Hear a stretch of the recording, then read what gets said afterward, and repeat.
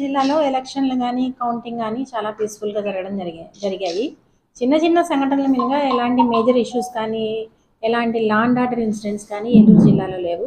ప్రతి ఒక్కరూ చాలా కష్టపడ్డారు. మా పోలీసులు కానిస్టేబుల్ నుంచి అడిషనల్ ఎస్పీ ర్యాంక్ వరకు హోమ్ గార్డ్స్ కూడా చాలా కష్టపడి పనిచేశారు, డెడికేషన్తో, కమిట్మెంట్తో. అలాగే మాకు సహకారం అందించిన ప్రజాప్రతినిధులు కానీ మీడియా ప్రతినిధులు కానీ ఎస్పెషల్లీ ప్రజలకు మా కృతజ్ఞతలు మేము తెలియజేస్తున్నాం. అలాగే కౌంటింగ్ తర్వాత కూడా ఏమన్నా ఇన్సిడెంట్స్ జరుగుతాయేమో, ఎందుకంటే భావోద్వేగాలు చాలా ఎక్కువగా ఉంటాయి ఈ సమయంలో. ప్రాపర్ ప్రికాషన్స్ తీసుకోమని డీజీపీ గారి ఆదేశాల మేరకు ప్రతి చోట మనం పికెట్స్ ఏర్పాటు చేయడం జరిగింది సెన్సిటివ్ ప్లేసెస్లో. అలాగే మొబైల్ పార్టీస్ పెట్టడం జరిగింది, క్విక్ రెస్పాన్స్ టీమ్స్ కూడా మనం పెట్టడం జరిగింది జిల్లా మొత్తంలో. దాని ఫలితంగా చిన్న చిన్న సంఘటనల మినహా ఎలాంటి హత్యలు కానీ వందలాది మంది ఒకరిని కొట్టడం కానీ అట్లాంటి ఇన్సిడెంట్స్ లేవు. So I appreciate everyone for their cooperation. So ఇది కంటిన్యూ అవుతుంది. అట్లానే ఎవరైనా యాంటీ సోషల్ ఎలిమెంట్స్ ఉన్నట్లయితే I warn them very strictly.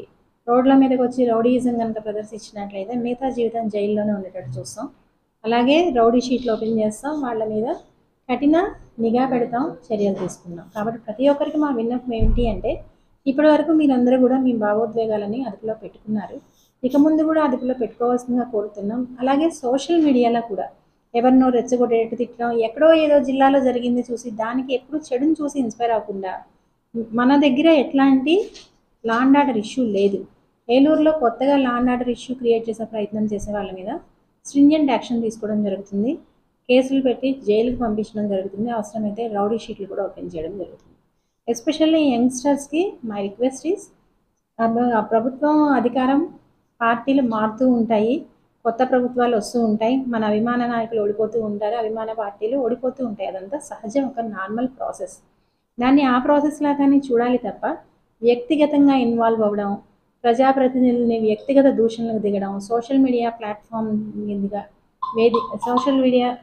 వేదికగా వ్యక్తిగత దూషణలకు అబ్యూజివ్ పోస్టులు పెట్టినట్లయితే తీవ్ర చర్యలు వాళ్ళ మీద తీసుకోవడం జరుగుతుంది.